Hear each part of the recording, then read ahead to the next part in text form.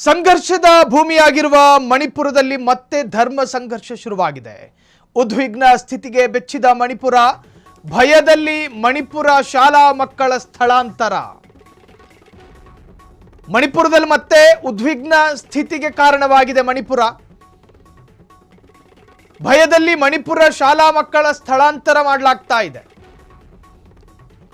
ಕುಕಿ ಮತ್ತು ನಾಗಾ ಸಮುದಾಯಗಳ ನಡುವೆ ಜೋರಾದ ಗಲಾಟೆ. ಮುಗಿಯದ ಅಧ್ಯಾಯ ಮಣಿಪುರ ಸಂಘರ್ಷ. ಕುಕಿಗಳ ಮಕ್ಕಳ ಮೇಲೆ ಕಣ್ಣಿಟ್ಟಿರುವ ನಾಗಾ ಸಮುದಾಯ. ಕುಕಿಗಳ ಶಾಲೆಗಳಿಂದ ಸುಮಾರು 51 ಮಕ್ಕಳ ಸ್ಥಳಾಂತರ ಆಗಿದೆ. ಮಣಿಪುರದಲ್ಲಿ ಮತ್ತೆ ಧರ್ಮ ಸಂಘರ್ಷ. ಮಣಿಪುರ 1.5 ವರ್ಷದಿಂದ ನೋಡ್ತಾ ಇದ್ದೀವಿ. ಮಣಿಪುರದಲ್ಲಿ ಶಾಂತಿ ನೆಲೆಸೋ ಯಾವ ಸಾಧ್ಯತೆಗಳು ಕಂಡು ಬರ್ತಾ ಇಲ್ಲ.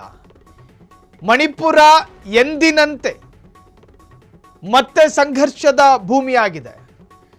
ಮಣಿಪುರದಲ್ಲಿ 2 ಸಮುದಾಯ ಜೀವನ ಮಾಡುತ್ತೆ. ಒಂದು ಕುಕಿ ಸಮುದಾಯ, ಮತ್ತೊಂದು ನಾಗಾ ಸಮುದಾಯ. ಈ ಕುಕಿ ಸಮುದಾಯ ಮಣಿಪುರದ ಬಲಪಂಥೀಯ ರಾಜಕೀಯ ಪಕ್ಷಕ್ಕೆ ಬೆಂಬಲವನ್ನು ಕೊಟ್ಟರೆ, ನಾಗಾ ಎನ್ನುವಂತಹ ಬುಡಕಟ್ಟು ಜನಾಂಗ ಅಲ್ಲಿನ ಎಡಪಂಥೀಯ ರಾಜಕೀಯ ಪಕ್ಷಕ್ಕೆ ಬೆಂಬಲ ಕೊಡುತ್ತೆ. ಒಂದು ರಾಜ್ಯ ಹೊತ್ಕೊಂಡು ಉರಿಯೋದಕ್ಕೆ ಈ ಪೊಲಿಟಿಕಲ್ ಕಾರಣ ಅನ್ನೋದಕ್ಕೆ ಇದೊಂದು ಸಾಕ್ಷಿ. ಕುಕಿ ಸಮುದಾಯ ಅಲ್ಲಿನ ಬಿಜೆಪಿ ಸರ್ಕಾರಕ್ಕೆ ಅನಿವಾರ್ಯ ಮತ್ತು ಬಿಜೆಪಿ ಪಕ್ಷದ ವೋಟ್ ಬ್ಯಾಂಕ್ ಸಮುದಾಯ ಅದು. ಆ ಕುಕಿ ಸಮುದಾಯವನ್ನು ಬಿಟ್ಟುಕೊಡೋದಕ್ಕೆ ಅಲ್ಲಿನ ಬಿಜೆಪಿ ಸಿದ್ಧ ಇಲ್ಲ. ಹಾಗಾಗಿನೇ ಬಿರೇನ್ ಸಿಂಗ್ ಈ ಹಿಂದೆ ರಾಜೀನಾಮೆ ಕೊಟ್ಟು ಮನೆಗೆ ಹೋದ್ರು.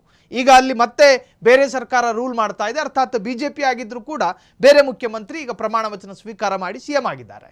ಇನ್ನು ನಾಗಾ ಸಮುದಾಯದ ಮೇಲೆ ಕುಕಿ ಜನಾಂಗ ನಿರಂತರವಾಗಿ ದಾಳಿ ಮಾಡುತ್ತೆ. ಎಲ್ಲಿಯವರೆಗೆ ಆ ದಾಳಿಯ ತೀವ್ರತೆ ಇರುತ್ತೆ ಅಂತ ಕೇಳಿದ್ರೆ, ನಾಗಾ ಸಮುದಾಯದ ಒಬ್ಬ ವ್ಯಕ್ತಿ ಸತ್ತು ಹೋಗಿ ಆ ಶೋಕದ ಮನೆಯಲ್ಲಿ ಹೆಣ ಮುಂದಿಟ್ಟು ಪೂಜೆ ಮಾಡ್ತಿರ್ಬೇಕಾದ್ರೂ ಕೂಡ ಕುಕಿ ಸಮುದಾಯ ಸಾವಿನ ಮನೆಗೂ ನುಗ್ಗಿ ಹೊಡಿತಾರೆ. ಆ ಮಟ್ಟಕ್ಕೆ ಮಣಿಪುರದಲ್ಲಿ ಸಂಘರ್ಷ, ಆ ಮಟ್ಟಕ್ಕಿದೆ ಅಲ್ಲಿನ ಅಮಾನವೀಯ ಕೃತ್ಯಗಳು. ನಾಗಾ ಸಮುದಾಯದ ಹೆಣ್ಣು ಮಕ್ಕಳನ್ನು ಸ್ವಂತ ತಂದೆಯ ಮುಂದೆ ಅರಬೆತ್ತಲೆ ಮಾಡಿ ಮೆರವಣಿಗೆ ಮಾಡಿದ್ರು. ಇದೇ ಮಣಿಪುರದಲ್ಲಿ ಸ್ವಂತ ತಾಯಿಯ ಮುಂದೆ ಮಕ್ಕಳನ್ನು ಹೊಡೆಯೋದು, ಥಳಿಸುವುದು ಅಂದರೆ ಸಾಮಾನ್ಯ. ಅಲ್ಲಿ ಒಬ್ಬರ ಮೇಲೆ ಅಟ್ಯಾಕ್ ಆಗೋದು ಅಂದರೆ ವೆರಿ ಕಾಮನ್. ಮಣಿಪುರದಲ್ಲಿ 2 ಸಮುದಾಯಗಳ ನಡುವೆ ನಡೀತಾ ಇರತಕ್ಕಂತಹ ಸುದೀರ್ಘ ಸಂಘರ್ಷ ಇದು. ಕೇವಲ ವಿಶ್ವಾಸದ ಹೆಸರಿನಲ್ಲಿ ಏನೋ ಒಂದು ಸಣ್ಣ ಸ್ಪೆಲ್ಲಿಂಗ್ ಮಿಸ್ಟೇಕ್ ಅಷ್ಟೇ. ನಾಗಾ ಸಮುದಾಯ ಸ್ವಲ್ಪ ಕ್ರೈಸ್ತ ಧರ್ಮಕ್ಕೆ ಸಮೀಪ ಇರತಕ್ಕಂಥ ಸಮುದಾಯ ಅದು. ಅದೊಂದು ಬುಡಕಟ್ಟು ಜನಾಂಗ. ಇನ್ನು ಕುಕಿ ಸಮುದಾಯ ಆ ಮಣಿಪುರದಲ್ಲಿ ಒಂದು ಸ್ವಲ್ಪ ಬಾಹುಳ್ಯ. ಅದು ಕುಕಿ ಸಮುದಾಯದ ಡಾಮಿನೇಟ್ ಏರಿಯಾ, ಅದು ಡಾಮಿನೇಟ್ ಸ್ಟೇಟ್ ಅದು. ಸೊ ಹಿಂಗಿದ್ದಾಗ ಜನಸಂಖ್ಯೆ ಆಧಾರದಲ್ಲಿ ನಾವು ಬಹುಸಂಖ್ಯಾತರು ಈ ಅಲ್ಪಸಂಖ್ಯಾತ ನಾಗಾಗಳನ್ನು ಇಲ್ಲಿಂದ ಓಡಿಸಬೇಕು ಅನ್ನೋದು ಕುಕಿ ಸಮುದಾಯದ ಅಜೆಂಡಾ. ಈ ಭಾಗವಾಗಿ 2 ಸಮುದಾಯಗಳ ನಡುವೆ ನಿರಂತರವಾಗಿ ಸಂಘರ್ಷ ನಡೆಯುತ್ತೆ.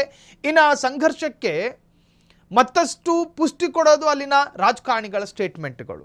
ಈವರೆಗೂ ಮಣಿಪುರವನ್ನು ಶಾಂತಿಯುತವಾದ ರಾಜ್ಯವನ್ನು ಮಾಡೋದಕ್ಕೆ ಯಾವ ರಾಜಕೀಯ ಪಕ್ಷಗಳು ಕೂಡ ಮುಂದಾಗಿಲ್ಲ. ಯಾರಿಗೂ ಅದರ ಬಗ್ಗೆ ಇಂಟ್ರೆಸ್ಟೂ ಇಲ್ಲ. ಕೇಂದ್ರ ಗೃಹ ಸಚಿವರಾಗಿರ್ತ ಅಮಿತ್ ಶಾ ಎಷ್ಟು ಬಾರಿ ಮಣಿಪುರ ಭೇಟಿ ಮಾಡಿದ್ರು, ಆ ಮಣಿಪುರದ ಶಾಂತಿಗಾಗಿ ಎಷ್ಟು ಸಭೆ ಮಾಡಿದ್ರು, ನಿಮಗೆ ಲೆಕ್ಕ ಹಾಕೋದಕ್ಕೂ ಕೂಡ ಲಜ್ಜೆ ಅನ್ನಿಸ್ಬೋದು.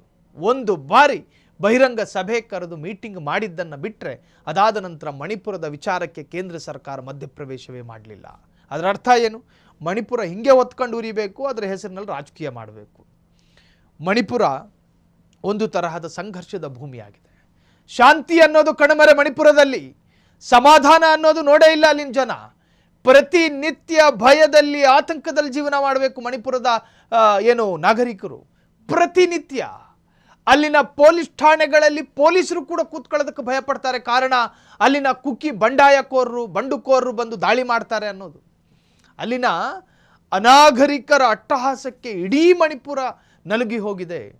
ಅತ್ಯಾಚಾರಗಳು, ಹಾಡಹಗಲೇ ಕೊಲೆ, ರಾಬರಿ, ದರೋಡೆ ಎಲ್ಲವೂ ಕೂಡ ನಿರಂತರವಾಗಿ ಅವ್ಯಾಹತವಾಗಿ ನಡೀತಾ ಇದೆ ಮಣಿಪುರದಲ್ಲಿ, ಕೇವಲ ಧರ್ಮದ ಹೆಸರಿನಲ್ಲಿ, ಆಚರಣೆಯ ಹೆಸರಿನಲ್ಲಿ.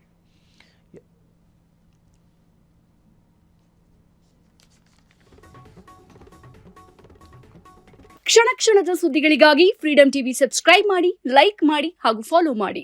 ಹೊಸ ಸುದ್ದಿಗಳ ನೋಟಿಫಿಕೇಶನ್ಗಾಗಿ ಬೆಲ್ ಐಕಾನ್ ಮೇಲೆ ಕ್ಲಿಕ್ ಮಾಡಿ.